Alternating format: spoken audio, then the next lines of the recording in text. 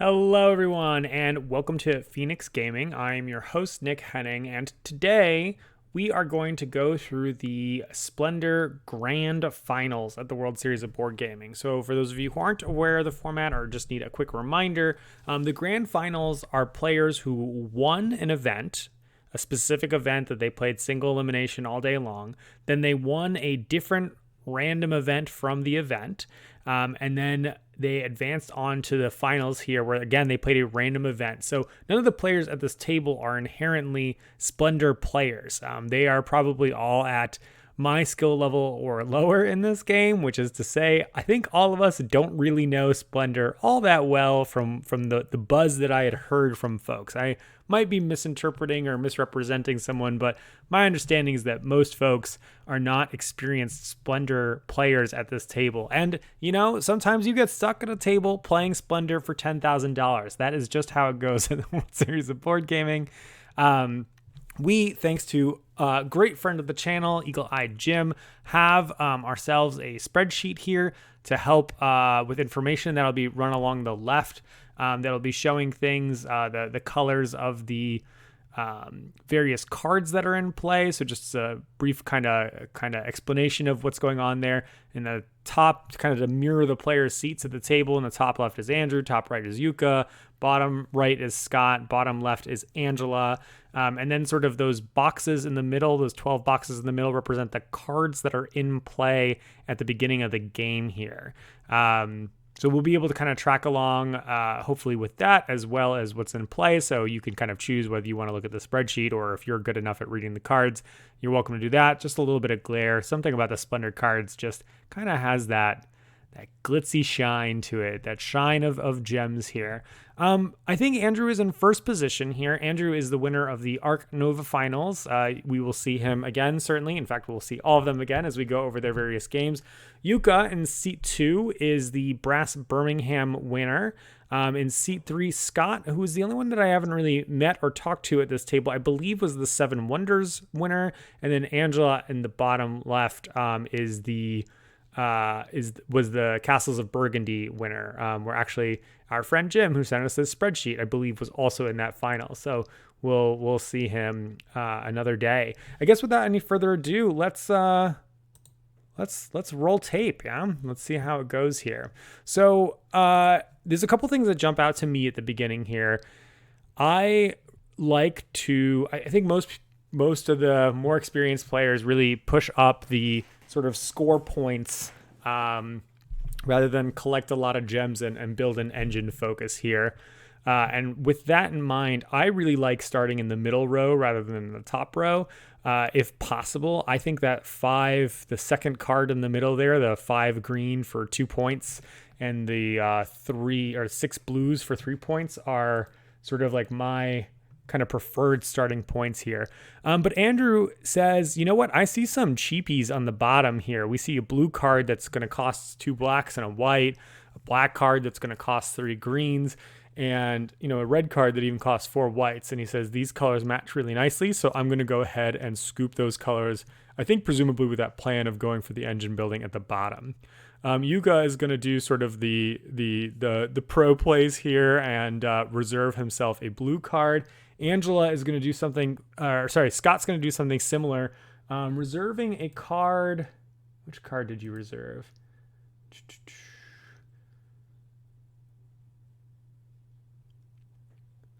I think reserving kind of like a mix card, which is an interesting choice. I mean, it's a little bit easier to play in terms of it doesn't have as much demands for a particular kind of color, but it is going to have higher demand in terms of just raw resources for him. Angela will take the opportunity to reserve the nice 7 cost card that flips right off the top there, worth a much easier 4 points to get. And so, of course, I've cut off the reserve thing on the side. No wonder that's why it's tough to say. You're just gonna have to follow along with me there. I think it's gonna be smoother that way. Andrew is going to keep on the game plan, and he grabs a green, white, black. I think at the point where he's at here, that's reasonable. He knows he's going first. He's going to kind of get a crack at these things. He might as well give it a shot if that's the plan that he's going to execute. But I also think that he could have reserved that 5 green there, having even already a head start on it. I think Andrew on his next turn is quite likely to buy that blue card, although maybe he'll just take more chips, grab a 3rd green so that he can buy the black card instead. If he is looking at nobles, we see 2 nobles with whites and blues. So nice to have those overlaps there. 2 nobles with whites and blacks. So if he kind of can go for a white, blue, black thing, that's a pretty nice little setup. Jukka, unfortunately, is going to sort of de-draft the option that Andrew had there, which I think makes some sense for him, and that he's going to build a blue up to his other blue there. But that being said, he's then going to have to, plan to get the resources for that card along the way. So that might slow down his kind of process, but it does give him something to play in the middle of collecting gems, because odds that he's going to get to 6 blues without having to buy something along the way is pretty much nil. So I like that as an option for him. Oh, I didn't know we were going to do a zoomed in mode here. This is helpful if we didn't already have our sweet setup here. So we got Jukka on the reserve, and then we've got Scott taking some gems. Looks like he's going to take a blue. I call him black, not brown, so just bear with me. Jim and I had this this discussion ourselves as well. So he's going to take not a blue. He's going to take a black, a red, and a green. Angela's going to do another reserve for that final gold right there. So that's going to clean golds out, making reserving just a kind of weaker action. And the one that Angela reserves is...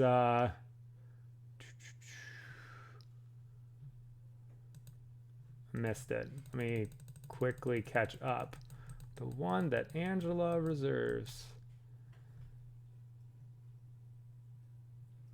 It's sort of like another medley one, but it's a white gem, and I think that gets her towards her gold that she has there. Andrew sees this collection of greens in the middle, and he says, all right, great. I am just going to go ahead and take 2 greens. I've already got 2 with me, so I can just work my way up to this 5 and 6. I don't need to do any reserving, and none of you were going to take these greens. I can work my way towards these greens. Allows him to kind of audible his plan just a little bit there. In response to Jukka kind of taking the card that I think he was eyeballing most there. Yuka's going to go ahead and grab a blue, black, and a white, it looks like. Those are to help him play the card that he just took. Scott's going to double up in the colors that he already has as he kind of marches towards the card that he's planning on playing. And then Angela is going to start clearing out the market here. We've got no more greens left in the market, which is going to stymie Andrew because he really wanted to get that 5th one. And then advance her a little bit towards her game plan with the red and black for the card that she had drafted. Andrew looks like he takes 2 whites here, so now he's sitting on 4 whites, 4 greens, and 2 blacks, a very kind of focused set. I think it's possible he'll use those 4 whites to buy that 1 red in the bottom corner. It's not like anyone can do anything about it at this point in time. If they're going to reserve it, they don't get any gold tokens, so it seems not worth it for them at all. And that'll give him some time to hopefully let other people pay out those green gems that he wants to see them play. Sorry about this. Jukka, I think, is going to just color up as he sort of starts walking up the track here. He is, I believe, at 8 gems right now. Which just means that he needs to be aware the next time he takes gems, he might go over that 10 limit, kind of restricting what he's able to keep.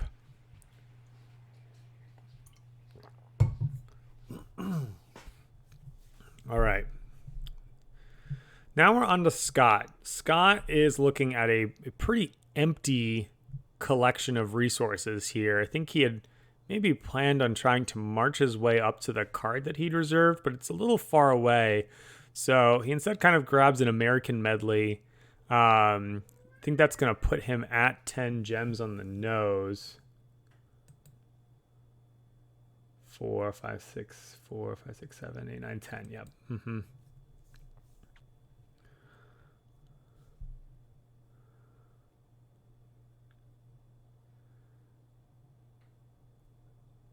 And I maybe jumped the gun. I kind of missed what Angela did by jumping the gun there. I know what I'm going to do. Hold on one moment. Let me pause. All right, I hadn't included it before, but I'm including it now. In the top left, you're going to see the current action. I hadn't included it before because it took up too much space on the screen, but figured out a way to just do a separate uh, window of that. So we'll run it from here. You can see the direct action that's taking place. Andrew buys the one that we talked about before. And this does give Jukka the opportunity to essentially pick up some of the colors that he might have been a little bit interested in. He uses the opportunity to grab himself 2 whites. I can't remember if he has something that wants a lot of whites, if that's actually helpful for him. I think he needs a stack of blues. So I wonder why he didn't grab a blue and a white there instead. Might have just felt a little bit inefficient, but I think it would have been worth it to kind of grab a blue and a white instead of grabbing the whites. But we'll see. We'll see if I'm just remembering poorly about what he needs. Unless he's got his eyes on that top right card, the 7 whites and 3 blues, which is kind of an ambitious long-term goal here. Scott next is going to buy, and I'm not sure where we're going to get to in the game right after this commercial break, but he is going to spend, looks like 2 blacks, 2 reds, and a blue to buy something from the bottom row. So that's a pretty expensive price to pay for one of those bottom row gems. It's not really the spot you want to be in the game. You want to be paying 3 or 4 if you're buying those bottom cards at all. But I think Scott is kind of in a position here where he basically doesn't have many other plays to make.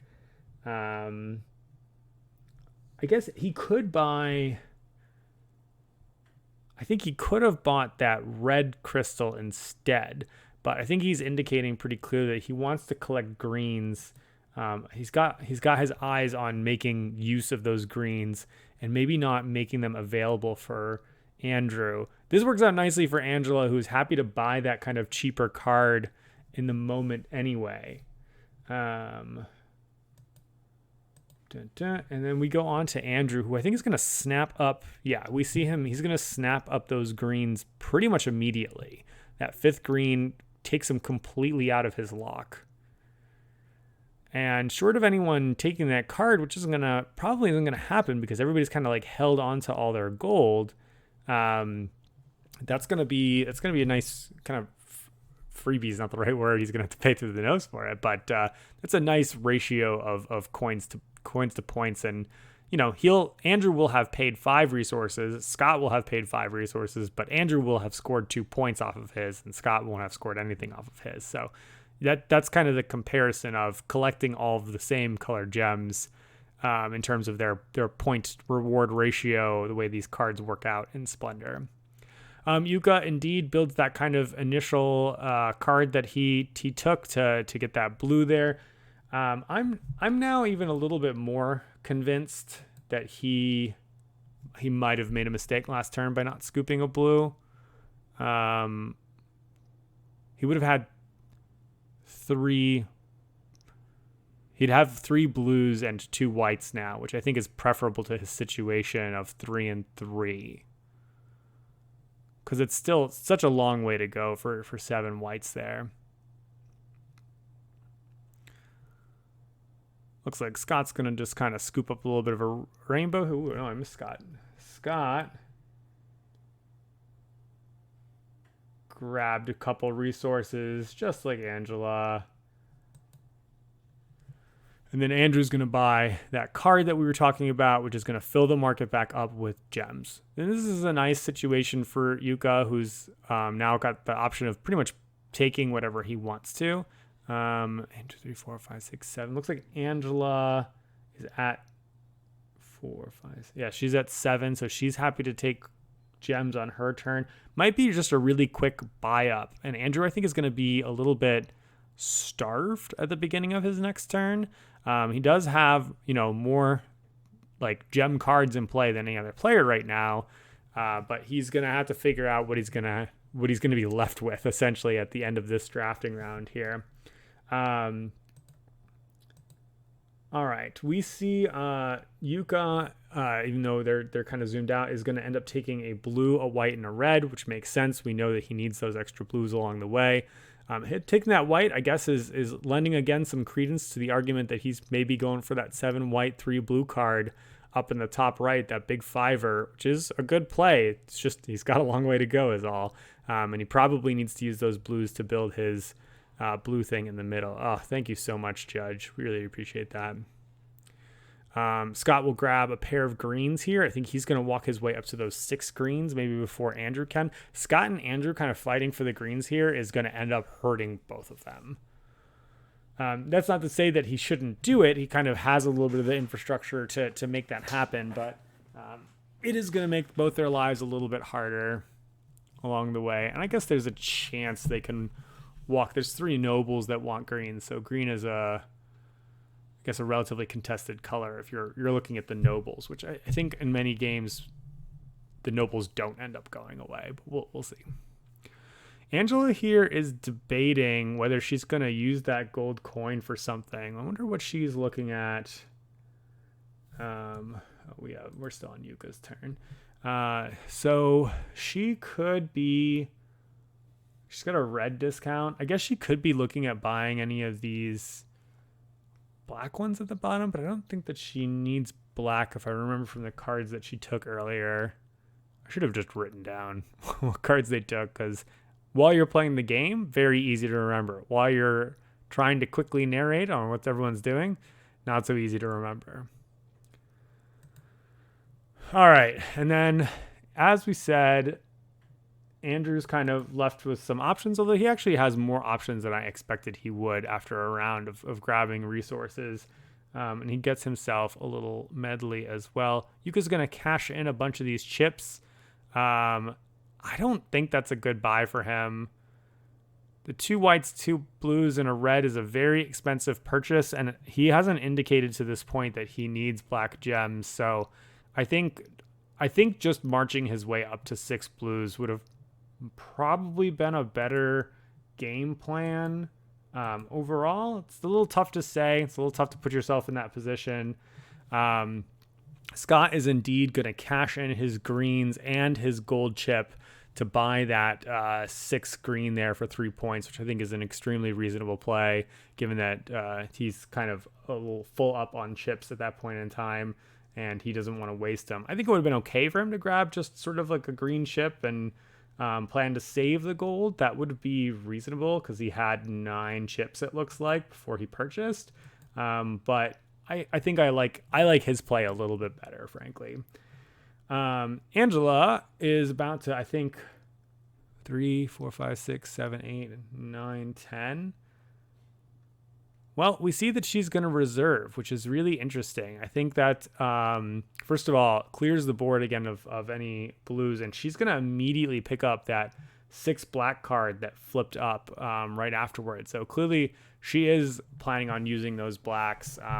And with her 3 gold now, right? 3 gold now, she actually can play that card straight out next turn.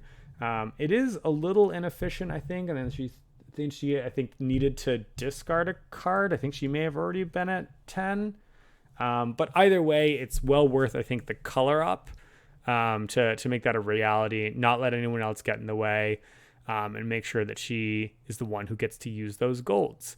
Now, she's also in a position right now where until she plays a card from her hand, there's nothing that she can really do with it. All right, I'm going to take a quick pause on this game right here because they're moving nice and quickly.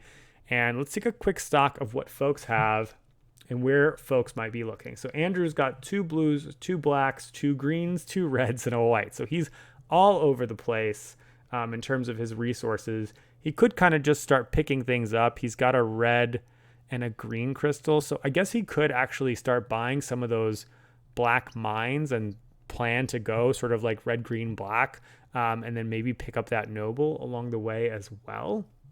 I think it's maybe a little bit more ideal for him to scoop a couple more greens and buy that 4-2-1 in the end of the middle row, or if he can get a bunch more greens, buying the 5-3 is not awful, I guess.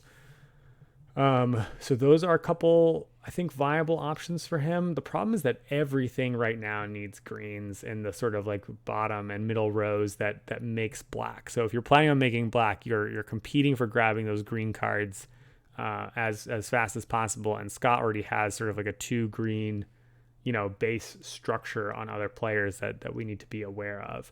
That being said, there's 5 greens in the pile right now, so I wouldn't be too surprised if Andrew did a double green grab with the plan of buying that guy on the right there, but I don't think it's necessarily amazing. So I could see other options. If he actually wants to buy a green card, that second one in the second row, then he needs to get himself blue, black, and white, and he's right there as well, so he can kind of set it up and no one's really going to be able to take it from him. So if he's planning on kind of marching up the green track in the long run, that could be the play there. Now, he doesn't have any cards in his hand, so he's not stuck to anything. It's just kind of what he thinks is best in terms of converting his gems into victory points and so on and so forth.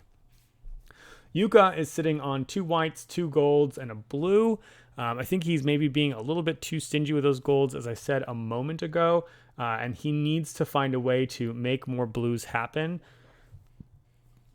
He's nowhere near the 4 reds to buy that blue at the bottom, but it could be something he's looking at. Again, like I said, that top right card with the 7 whites and the 3 blues might be something he's going for in the long run, but he's kind of chipped away at his structure there. So I'm not entirely sure what he's going to do next. He may just kind of collect some gems and cross his fingers and hope something exciting comes out. Scott is holding 3 reds, got the base 2 greens, so he's going to be looking to do something with that. And, we mentioned on Andrew's turn, there's a couple things in the middle row that I think are going to catch his attention. I think he is going to plan to work towards one of those black ones in the middle row there. And let's see, we've got Angela, who's got basically all the resources. I think it's likely that she's going to cash out and play one of those cards in her hand, which is going to kind of open up the world for all the other players subsequently to start reserving cards again if they want to. That's obviously most ideal for Andrew, who has nothing reserved in his hand, and I think would like a little bit of extra flexibility. So let's see. Let's keep rolling. So Andrew here is going to end up taking, he doesn't take the 2 greens like I think. He takes instead a blue, a white, and a green. It looks like he's going to go for in a moment, which gives him the 3 blues, the 2 whites, and the 2 blacks. So I think he's planning on buying that row 2, column 2 card.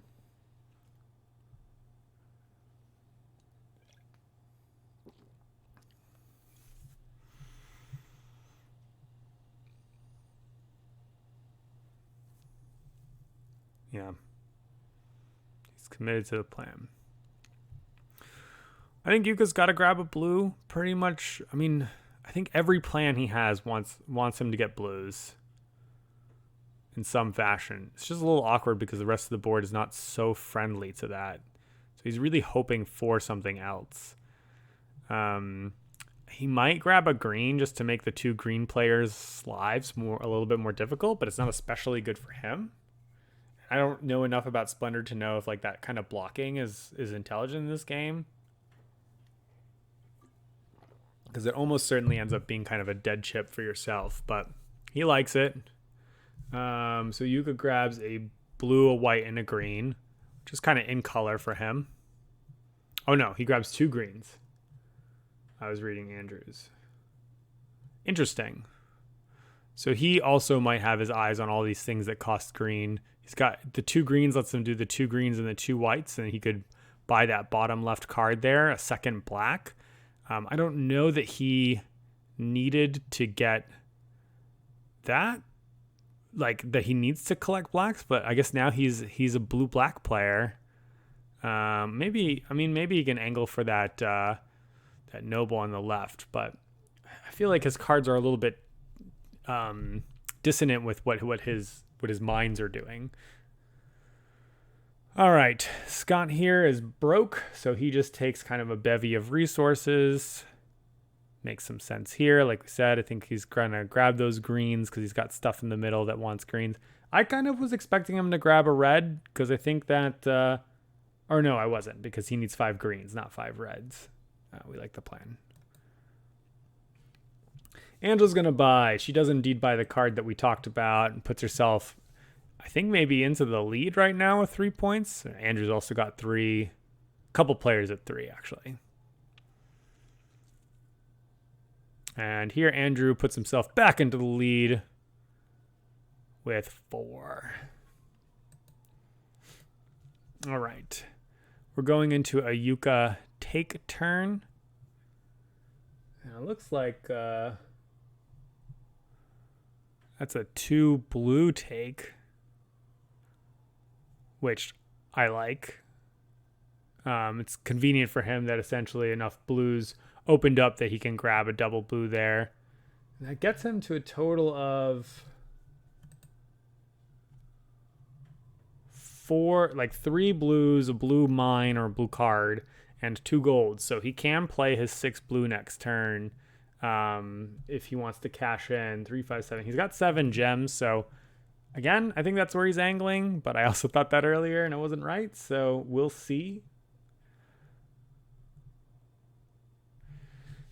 Scott here, I think, could grab some resource. 1, 2, 3, 4, 5, 6, 7. I think he could grab some resources. He's instead actually going to go ahead and reserve that card. I think he's going to reserve the card on the left, the 5 green, 3 whites, or 3 reds. I don't know that he... Well, I guess he felt that he needed to take it from Andrew, who's currently sitting on 4 greens functionally. So he was probably concerned that the 2 of them were fighting for that, and he's not wrong. This is where I said, the 2 of them would kind of end up getting in each other's way a little bit. This flips up a 5 reds for 2 points, which I think is generally pretty nice for most of the players at the table. So if I'm Scott or Andrew or Angela, who all are kind of already have a head start on that, like I would be eyeballing that resource. So I wouldn't be surprised here if Angela grabbed a red, but she's got other plans. She grabs a black, a green, and a white. What are we doing with a black, a green, and a white? She's maybe using the 2 greens and the 2 whites to buy that black mine in the bottom left corner if she wants to do kind of like a whole black strategy. I could see that. And then it looks like Andrew does... he reserves the card on the right. So those 2 cards that I was talking about that are okay... the players have kind of snatched off the table, Scott and Andrew, as they're sort of bumping into each other a little bit with those green colors. Jukka here, it looks like he is indeed going to buy. And I think he's going to buy the card that we talked about. He hasn't quite decided yet, and I've accidentally advanced to Scott's turn, but it also looks like he might have... Yeah, there it is.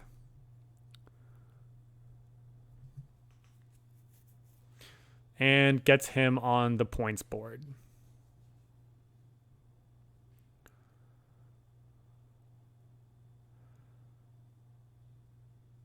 Scott here wanted to grab some greens. This is the problem that Andrew and Scott have, is they're going to kind of be sitting on those green chips. The other players, Jukka's got 1, Angela's got 1. Jukka and Angela both have 2.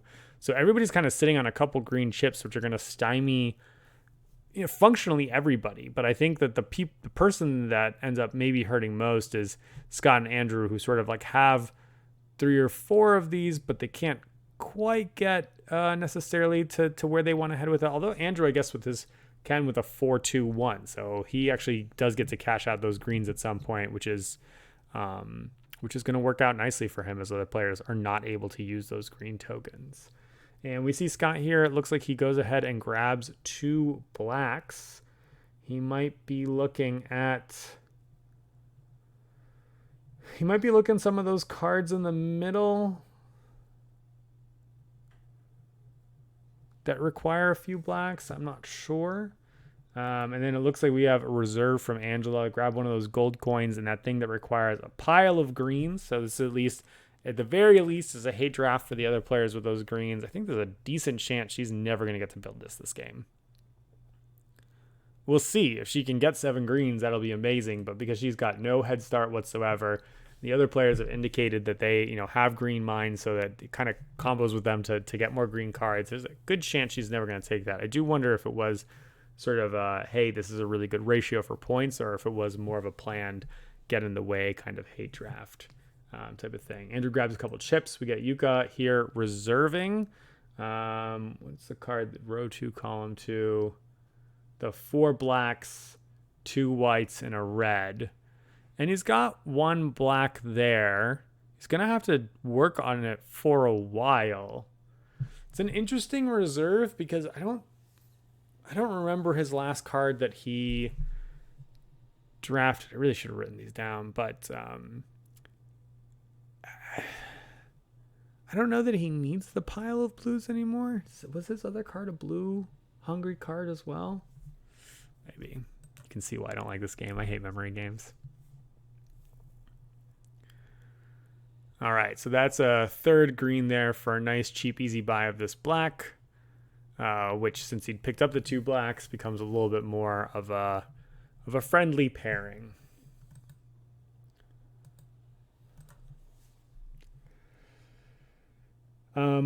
There's a white card for 6 whites in play right now that I think is a little bit appealing. Angela is going to play another card from her hand that's going to cost her 2 greens, a black, a red, and a white. I think gives her a point. That's kind of one of the more, I think, mediocre cards that she picked up earlier, sort of with this long-term plan. And she's now got black, red, white, which is, I think, generally a nicely paired group of colors in this game.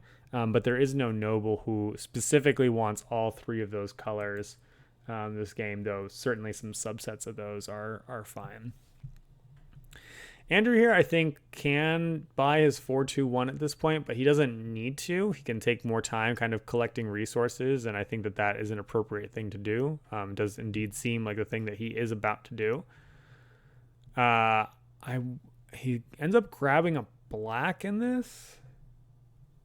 The green and the red makes sense because they're kind of up the thing that he's already collecting. I wonder if the black is to get in the way of people, or if he's got his eyes on those top 2 left cards, the kind of 5-3-3-3s. I don't think the 5-3-3-3s are very popular with strong players, just because that is a lot of chips essentially to turn in, and because they tend to do kind of the vertical scaling rather than going wide, those cards don't end up being that much easier to build.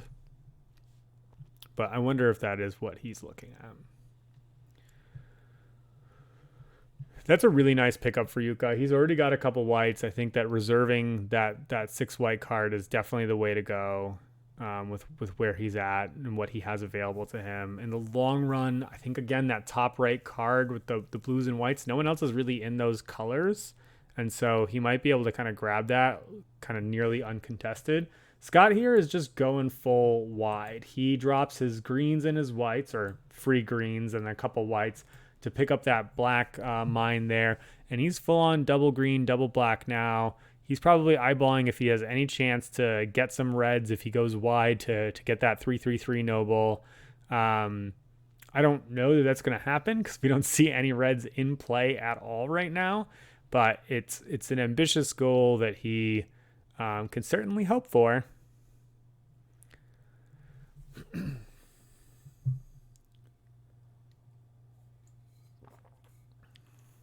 Angela looks pretty broke at this point. She just paid out last turn. So I think she's trying to decide what it is that she wants to do. It looks like she's going to end up taking a white, green, and a red, which is going to put her at quite the collection of whites, but really not a whole lot else. So a big stack of whites, I think, gets her towards either the top right card, the 7 whites and 3 blues that I was mentioning about Jukka, or maybe she's actually working towards the top left card, the 5-3-3-3, 5 whites, and then kind of a smattering of stuff, which she kind of already has a little bit of a head start on. But, you know, she might just kind of be grabbing some colors and moving forward from that point. Andrew buys something. Row 2, column 1.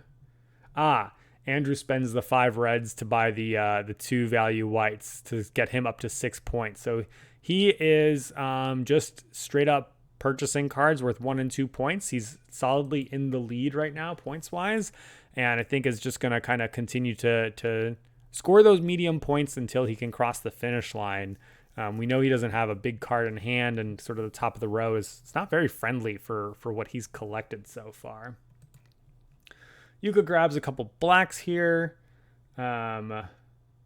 he's kind of got this like big spread. I'm surprised that he didn't grab a white, because ultimately I think that's the thing that he wants, but I think he's got his eye on some interim card that I'm not quite assessing correctly right now.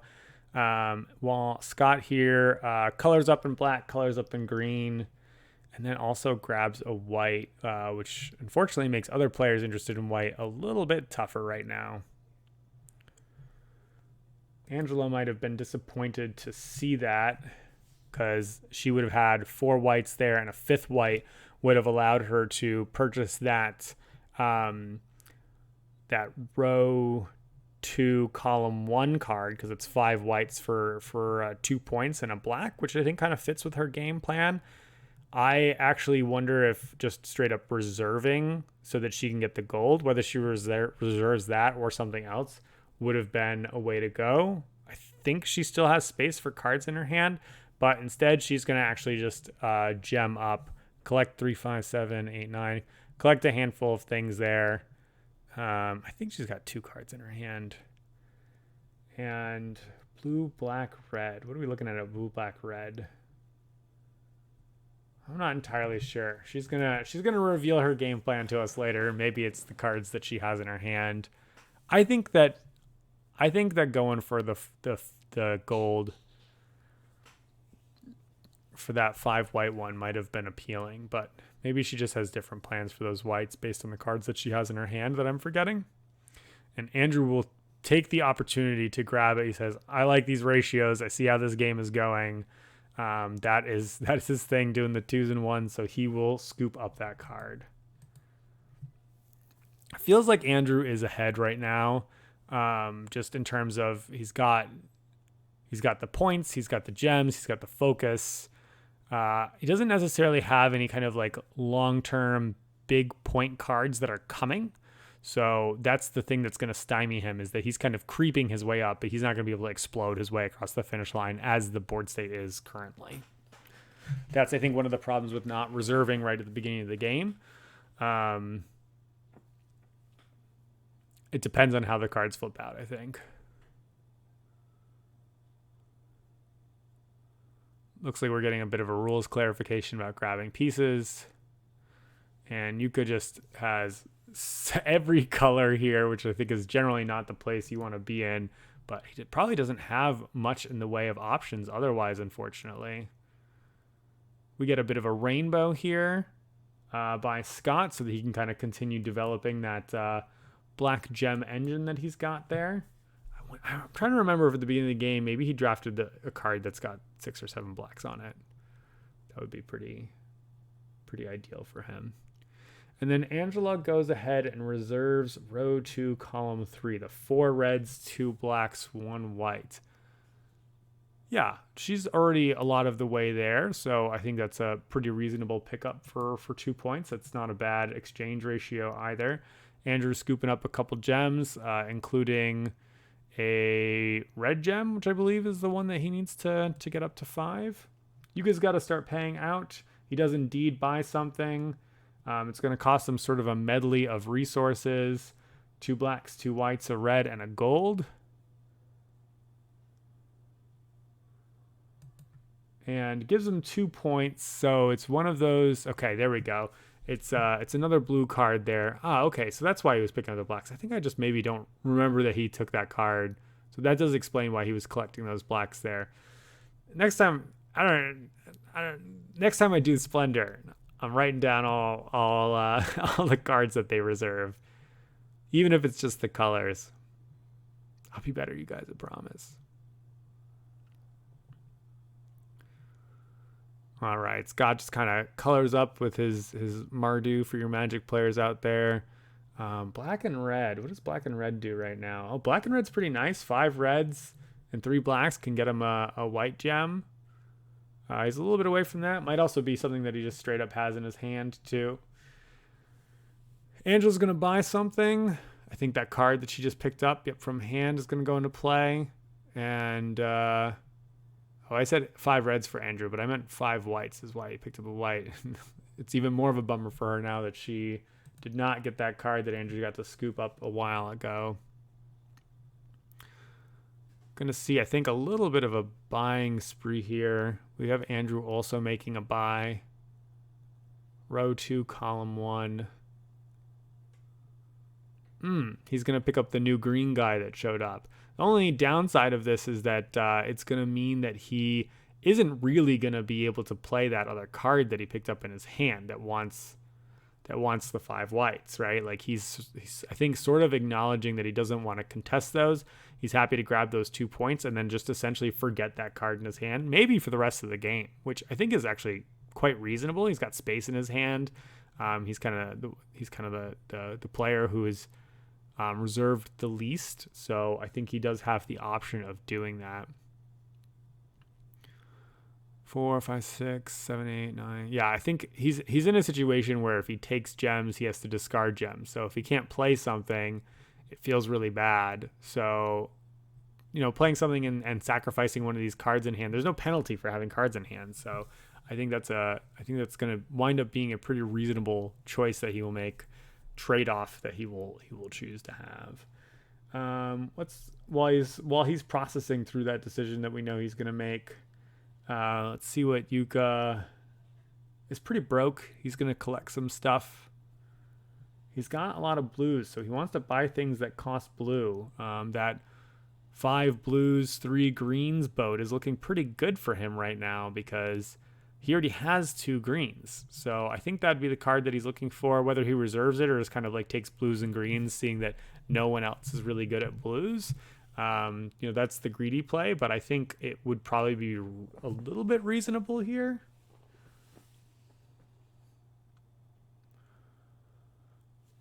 And we grab that card. Let's see what our new card is. Good old 2, 3, 3 worth 1 point. Nothing too exciting.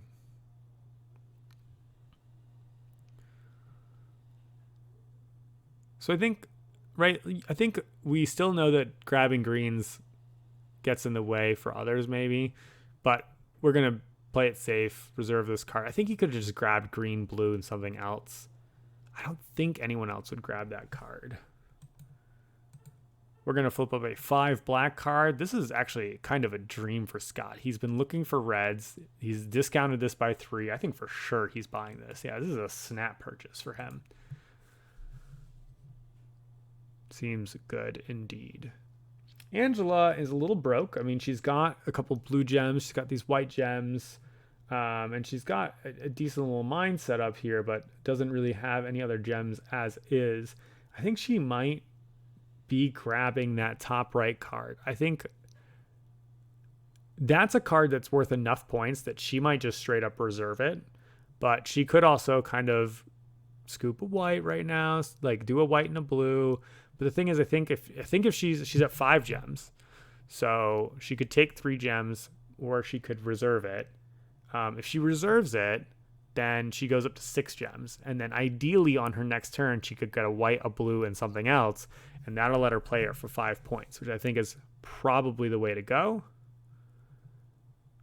She's going to grab the gems now and hope no one else is really eye-spying up in that top corner there. Frankly, it's been there for a gazillion years, so I wouldn't be surprised if the players did continue to ignore it. But I think in a game with a more hostile opponents, that means that mine might have gone straight away. Andrew's really quick here, scoops up some more reds. What's he doing with reds? There's a couple cards that make white gems that are in play that I think he's probably looking at. Jukka grabs a couple gems as well. He, I think, still has a need for... he grabs the blues and greens that he needs. That makes total sense. And then we see Scott is going to take 2 blacks. So I guess he really does need all the blacks. He must have one of those 7er cards. Angela goes ahead and reserves a card from the middle, the 3/2/2 from the middle. Interesting. I guess because the whites sort of match and are discounted off. She's got a red. I suspect that she's doing this to just straight up buy that top right card off the board and then have a discounted 1-pointer in her hand. That's a fun little juke. Again, I think it's a little bit of a greedy choice because I would just buy that top right card with the plan of playing it next turn. But she does put herself up an additional card in her hand, whether that's good or bad. Then she'll have 3 cards stuck in hand if she does that. Tough to say. Points right now, by the way, are Andrew 8, Jukka 5, Scott 5, and Angela 6. Andrew's eyeballing his hand. He's got 6 greens here. I don't think he has a lot that he can do with them right now. Yeah, he's a little bit stymied by that like race for greens, and now there's not a whole lot to do with it. But he's going to go up in the reds there. I think that's going to give him a couple options, or at least nearly some options. But it's really awkward how many times players have had to start moving up in a track that they haven't already worked on. Jukka's going to straight up buy this 2-pointer that he took a while ago, which I think makes a lot of sense. And then it looks like Scott's going to do a little cash out here. There's his reds. He's going to buy that white card worth 2 points right there. I like that for him. Puts him up to 7. What is he doing with all these blacks, man? Oh, Angela is not going to buy the 5-pointer. I guess because it's a white card, so that she can like kind of use it to discount the white purchase. That makes sense. Oh, because this costs all her blues, a red, and a gold. Yeah, that's not cheap. She's going to have to find a way to get those blues back. Maybe she's banking on the fact that other players don't seem to care about blues, and she can get that and just sort of sit on the whites, so no one's interested in claiming that card in the top right. She's boxing people out. It's a bold strategy. I enjoy the bold strategy. I think I'm a lot more conservative as a player, which is... Well, that's not true. I think I can be, depending on the day of the week, I guess. It's bold. It's a bold choice. I like it. Andrew buys the row 2, column 3 card. That's a 1-pointer. I think it just kind of matched decently, but he still had to pay a handful of gems for it. I don't think it's the most efficient conversion that he's had this game. Jukka goes ahead and de-drafts that card that I think Angela may have been eyeballing. And so we're kind of in that scenario that I was talking about before. I think Angela was looking at that. Maybe I'm wrong. Maybe she has other plans. And frankly, this newly flipped card actually is not bad for her either. Problem is that for Jukka, this isn't a great position to be in because Angela's sitting on 4 whites. So how is he going to get 7 whites? That doesn't mean that he shouldn't, block another player if they're in such a good situation. But I think he's in a little bit of trouble himself. He does have a lot of gold, so he has a lot of flexibility, but he's had a lot of flexibility all game long.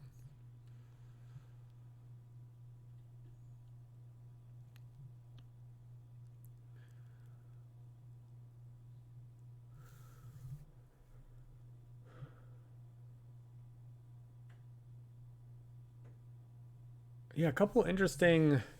Now the board's kind of become greedy for whites and blues kind of out of nowhere, which is a little bit funny.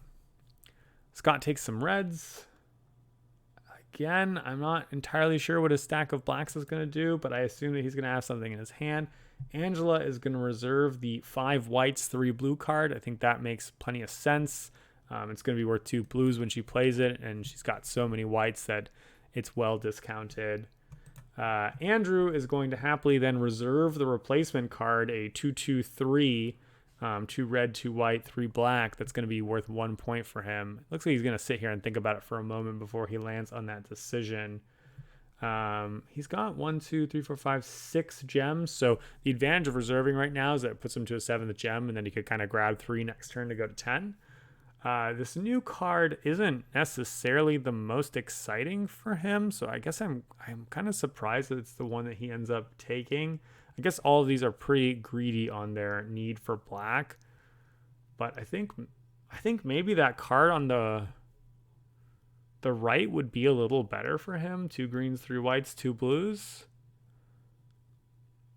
I feel like it just is a little bit of a better color check in his situation.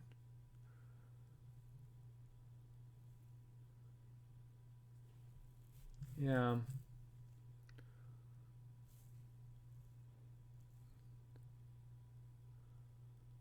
Yeah, I'm not a huge fan of that take. I guess it's also a red card if he thinks he's getting like reds and greens to get 4 reds, 4 greens or something like that. He's already at 9 points though, you know?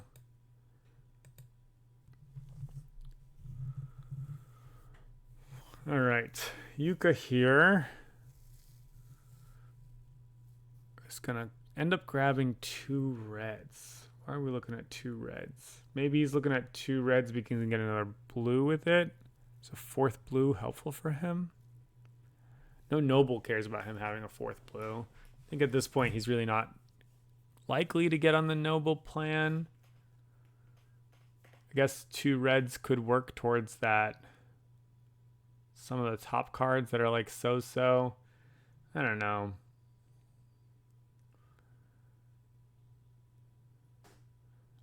He wants to grab white gems, but the thing is that they're not available, right? And grabbing blue gems doesn't feel so great. So yeah. Yeah, seems a little rough. That's the problem with getting in someone's way, right? All right, Scott's gonna okay, he did indeed straight up have, and we just didn't remember 7 blacks to buy himself that big white guy, and he's just kind of been slow rolling it for a while because he had other things that he could do. I really respect that. Scott's got quite the diverse array right now. He's got 3, 4, 5, 6, 7, 8 cards played compared to five and 6 cards played with the other players. Scott's up to 11 points right now. It's just a little bit more on the broke side, but it's looking that was a good beat for Scott. All right, here we go. Andrew buying the green card that he purchased from quite a long time ago. I call it a green card because it's primarily cost greens. Hopefully you're following with my insane commentary. Yuka's gonna scoop a pair of blacks here. To me, I just don't know why he's not grabbing 3 coins at a time. I think he's just kind of like, it feels a little bit like he's flailing. 2 blacks, 2 reds. Maybe he's trying to buy that card. Oh, maybe he's trying to buy that card on the left. The 2 reds, 3 blacks, 3 blues. I think that's probably got to be what it is, because the 2 blacks make the 3 blacks. That's what he's looking at, I think. Not exciting, but it's a point, I guess, if he feels kind of stuck.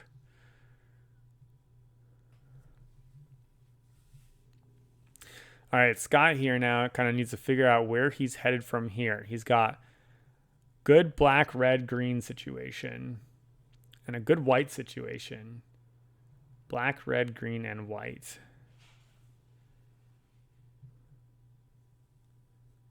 He wants cards that aren't blue, basically.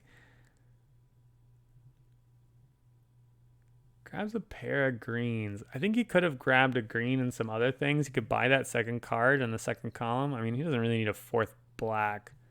Maybe he's trying to figure out if he can buy red things. I kind of would have liked to see him grab a black, because if he could buy that 5-3 card in the middle, it's pretty good for him, I think. He needs essentially like a 2 purchase and a 2 purchase or a 4 purchase. And it's unlikely that he's going to make a 4 purchase, right? Angela buys. What's the card that we buy, Angela? It's the 4-pointer that she's been holding on to for a while. Got it. That's why she didn't care about the top right corner. She already had the whites. She already knew what she was doing with them. That makes total sense. That explains it. Andrew happily picks up some of those whites. That's unfortunate for Jukka, who can't grab 2 of the whites immediately. I think he might still buy that red card that he's looking at, or he can start picking up whites right now. He's at 3, 5, 7, 8 gems, so it's a little awkward if he has to end up discarding. Andrew picking up the 2 whites is because he's got that card in his hand that costs 5 whites, so he could play that, put himself up to 13 points.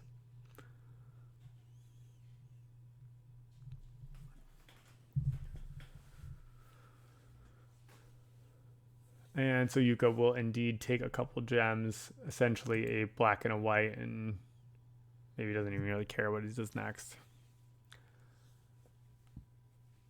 Looks like Scott's making a purchase here. He gets to buy that guy from the middle that I was talking about for a different player, I think. I don't know. I'm just getting confused now. But Scott's going to wind up buying that 3 green, 3 white, 2 black card from the center row in the second column, which is 1 point for him. It's going to put him up to 12. I think that's okay if he's planning on scoring 3 points by like looking at those 2 top left cards. But the problem is that both of those want 3 blues, and so I don't think that's really what he. I don't think that's really what he loves to do. I think, 3 points are a little bit hard to come by in this game. I find, they're the best of the tier 2s and the worst of the tier 3s. Essentially, are 3-pointers, and usually those best of the tier 2s get snapped up pretty quickly. I don't know. I'm curious. I'm sure some folks that are more experienced than I would have a better sense of like what you're supposed to do when you're at 11 points, how you're crossing the finish line. Ideally, you're just doing it with something very expensive. But he'll creep his way on up. Angela's going to grab some gems. That's going to put her at a pile. So 4 blues and 4 whites functionally. I think she's at 11 points. I think she's probably looking at that top right card, the 633. I mean, I don't know. It's tough to say. We are still on Angela's turn. I accidentally clicked past to Andrew's turn, but Angela is about to take some resources. Yeah, so she will wind up with 4 blues, 4 whites, and then essentially a black, a green, and a red in terms of options of resources in play here. She needs 4 points to cross the finish line. Oh, I wonder... I see. She's looking at the top row, indeed, the 4-pointer, but she's looking at the 4-pointer that's in the third column over there. The 6 blues, 3 whites, 3 greens. That's what she's got her eyes set on, I think. And she's 2 ideal turns away from having the right resources of making that happen. So 3 turns from now, she can end it if she's able to get exactly what she wants. I guess she's got 1 gold piece, so she's got a little bit of wiggle room.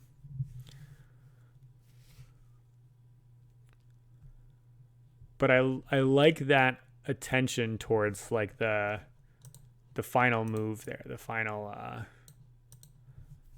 points.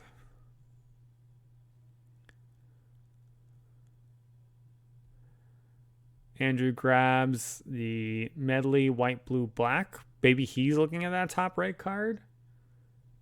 Yeah, because for him, if he gets that, he crosses 15 too. So maybe he's not looking at the 5 whites for that. Now that 633 is there, you're just going to buy that card that we were mentioning from a little bit ago. He can't pick up more whites here, so I can see why he's doing that. He's, I think, just kind of run out of steam though here at 8 points versus 12, 11, 11. And we flip out something that's 5 blues for 2 points. In a different world, that would have been a really nice flip for Jukka. There's no gold left in play until Jukka spends it, so the likelihood that someone's going to de-draft Andrew is less likely. Kind of feels like Andrew's about to cross the finish line, but I know that's not the case, and if you're watching, there's a good chance that you know that's not the case. So I'm very curious to see how this ends up shaking out. Scott here, a little bit broke. He's trying to figure out what he's going to do. He's got 2 greens, 2 reds. He needs to find a way to score himself 3 points. Yeah, all those cards in the top require blues, and he's just so far away from anything with blue happening. I mean, the new card that just flipped out, 6 reds for 3 points, is like sort of the dream of what he wanted. he could grab 2 reds, right? There's 5 reds, so he could go up to 5 reds. I think it would become a very obvious indicator of what he's doing. And probably someone gets in his way, but if people start spending blues, then he could grab double blue and then head for that top middle card. Instead, he ends up drafting the 6 whites, 3 blacks, 3 blue, 3 blacks, 3 blues. I don't think this card is functionally playable for him. I think he saw Andrew. He saw Andrew essentially 1 turn away from getting it and decided he needed to stop him. I think he decided he needed to stop Andrew. Now, the problem is that he just completely jumped on a grenade there because he didn't get anything himself for doing that.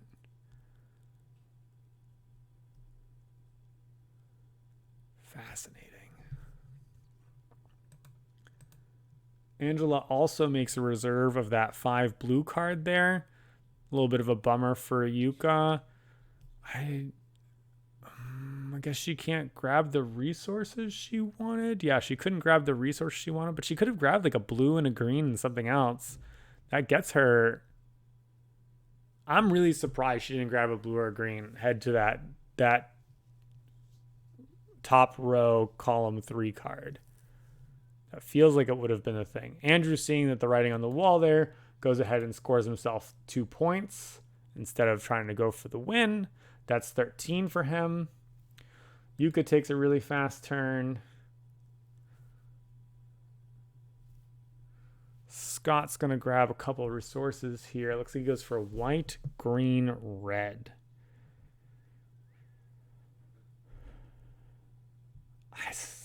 I still kind of wonder if going for double red would have been the thing here. Although I guess maybe he can wait till next turn. What does a white and a green do for him? I don't think a green does anything for him unless he's just praying something flips out. But we've already seen a lot of the green cards get grabbed out of the second row. If someone plays something from the top row, they're probably winning the game unless it's Jukka. And Jukka does not have the resources to buy something from the top row. So I don't think we're gonna see that happen. Jukka, by the way, is holding the 7 whites that he needs along with the 3 blues after his last take. So he can play his 5-pointer to put him up to 13. So that actually puts him right back into spitting distance with this game as well. He'll be functionally broke after that. So I don't know that he'll have enough time to make the last 2 points, particularly since Andrew is already there and has a couple chips in hand.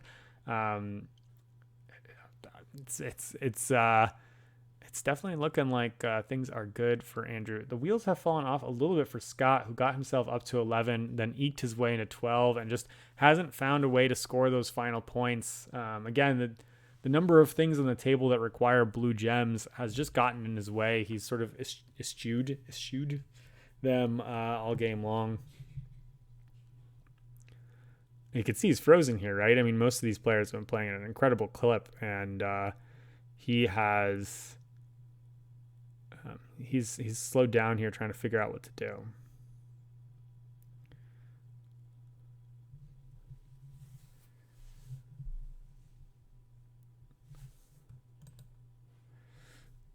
Angela ends up making the buy of the card she just picked up.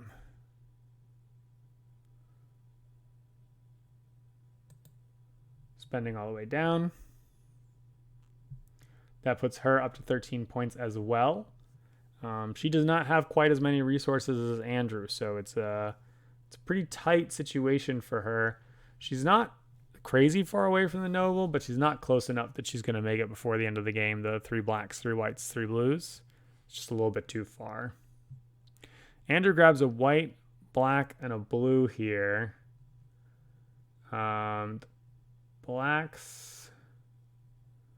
He could be looking at that 2-pointer, the 5 black and the 3 whites. And the blue could be a hedge for the other 2-pointer, the 4 blues, 2 greens, and 1 white. I think that's probably what he's got in mind here. He's one thing away from either card right now. Jukka's going to buy the monstrosity. Guess he's debating whether he wants to take resources, but he's at 8 gems, so I think it doesn't make a ton of sense. Yeah, back to Andrew, right? Like if he ended up having, if he had one more white or one more blue right now, then he could buy either the first column card or the third column card and win on his next turn.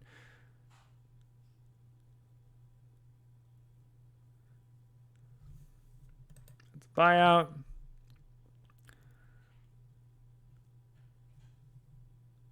Scott here. Looks like he's making a buy, so he had something in mind. What did he have? 5 greens, 3 reds. Must have been a card from hand.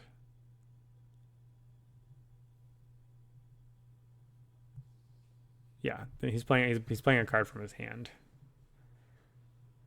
This definitely does help explain some of the things that he was picking up earlier, and maybe why he wasn't as interested in that 6 red 3-pointer that I was talking about. Too easy to get blocked.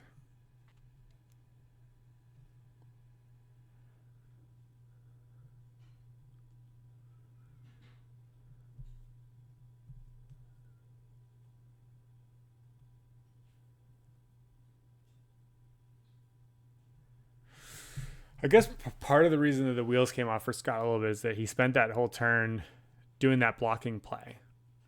And you understand why he did it, right? Like he, there were 2 players sitting at 11 that both had a reasonable spitting distance. Andrew was literally 1 gem away from making it a reality. And so if they take it and manage to finish it, then the game's over. So I understand why he did it, but not getting a gold off of that really hurt his position. I mean, it put him a turn behind on tempo.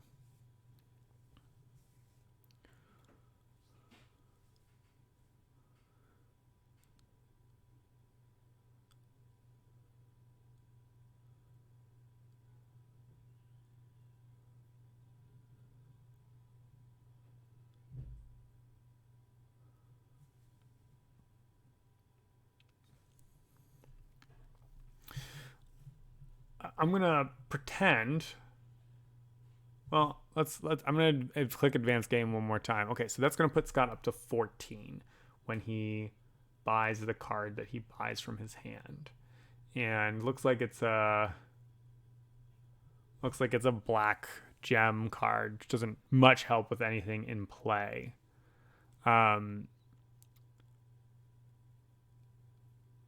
I think he's debating if he plays this card, he needs another point or, another 2 points or something like that. And he's trying to figure out if there's a way that he can get it essentially before the other players make it towards their goals.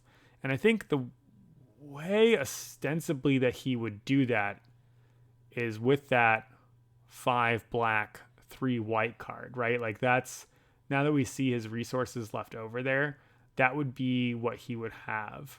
And so I actually wonder, now that I'm seeing what the result here is, if what he should have done was reserve the 5 black 3 white card, because we know that's a card that Andrew could use to cross the 15 point as well. Then on his next turn, he plays the card that he just played right now. That leaves him with 5 blacks and 3 whites, which is what his resources are left over right now.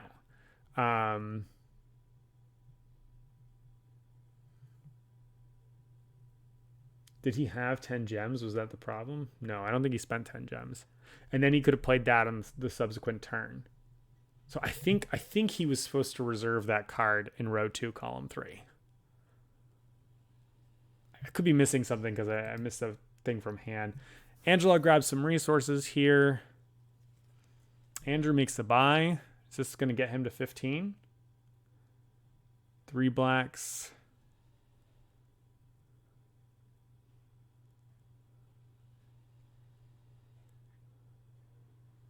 Oh, did I miscount his gold? Was he able to buy one of them no matter what? 2, 3, 4. I think I might have just missed that he had a gold. Oh, so when I said he's 1 away, apparently either of those 2 was fine. That's what Scott was sitting there thinking so long about, is what's the best position. Because what I described for Scott is 3 turns. So Andrew has initiated the end of the game. He's at 15 points here. Starting player, so everybody else gets to take a turn. And I think, Jukka and Scott know they're in trouble. I don't think there's anything that can be done. Yeah, it looks like Jukka does a take here. Scott's going to do a reserve.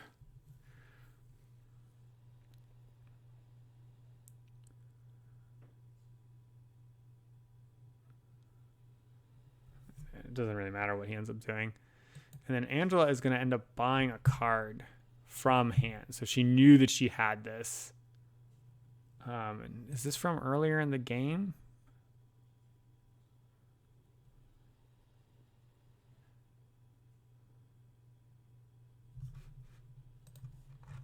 Hold on. Buys a card from hand that's worth 2 points. Yeah, I can't remember if it's one of the ones that she drafted in the middle or if it was from earlier in the game. So she buys a card that ends up being worth 2 points, which ties her with Andrew exactly, both of them at 15. But she's going to end with 3, 6, 7, 8 different mines, and he's got 3, 5, 7, 8, 9 different mines. So she's going to win on the tiebreaker of having fewer number of mine cards in play than him, which is going to make Angela the winner.